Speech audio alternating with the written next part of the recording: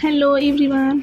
आज हम कॉर्पोरेट अदल्ला के मई 226 एग्जामिनेशन के इम्पॉर्टेंट अमेंडमेंट समझेंगे। सबसे पहले हम चैप्टर 9 अकाउंट्स ऑफ कंपनी से शुरू करते हैं। नोटिफिकेशन है GSR 350E। सबसे पहला अमेंडमेंट है रूल 5 में। रूल 5 के अंदर पहले सबसे फार्म AOC1 लिखा हुआ था, लेकिन अमेंडमेंट्स के बाद इसे चेंज करके फार्म AOC1 कर दिया गया है।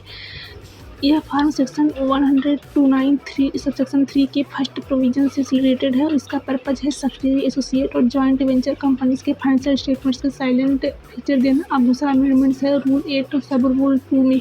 यह पहले फार्म AOC2 लिखा था, लेकिन अब इसे चेंज करके फार्म AOC2 कर दिया गया है।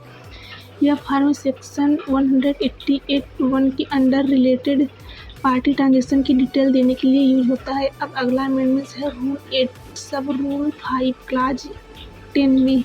इसके अनुसार बोर्ड एंड रिपोर्ट में सेक्सुअल हरासमेंट कंप्लेंट्स की इंफॉर्मेशन डिस्क्लोज करनी होगी।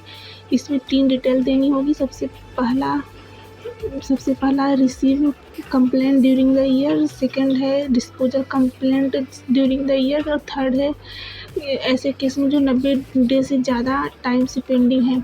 अब एक नया क्लाज इंसर्ट किया गया है रूल 8 सब रूल 5 क्लाज 12।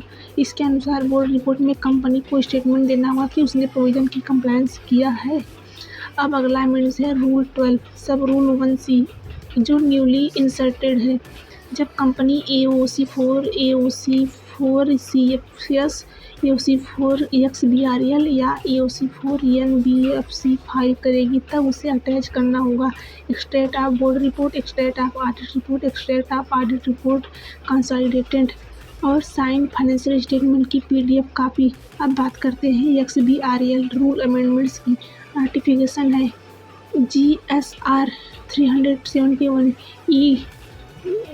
इस अमेंडमेंट्स में रूल 3 सब रूल 1A इंसर्ट किया है।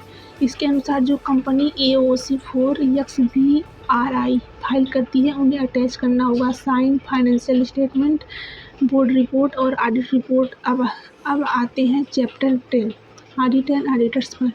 Notification GSR 359E। यह अमेंडमेंट्स रूल 13 सब रूल 2 में किया गया है।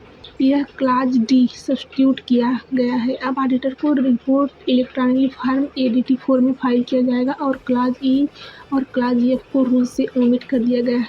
हाँ जी दोस्तों, एक बार और रिवाइज कर लेते हैं। रूल 5 AOC1 की जगह फार्म AOC1 हो गया है। रूल 8 सब रूल 4 में AOC2 की जगह फार्म AOC2 हो गया है। रूल 8 सब रूल 5 सेक्शन 10 में सेक्सुअल हैरेसमेंट डिस्क्लोजर देना है। और रूल 8 सब रूल 5 सेक्शन 12 में मैटरनिटी बेनिफिट कंप्लायंस। रूल 12 सब रूल 1C में attach board and auditor report देना है।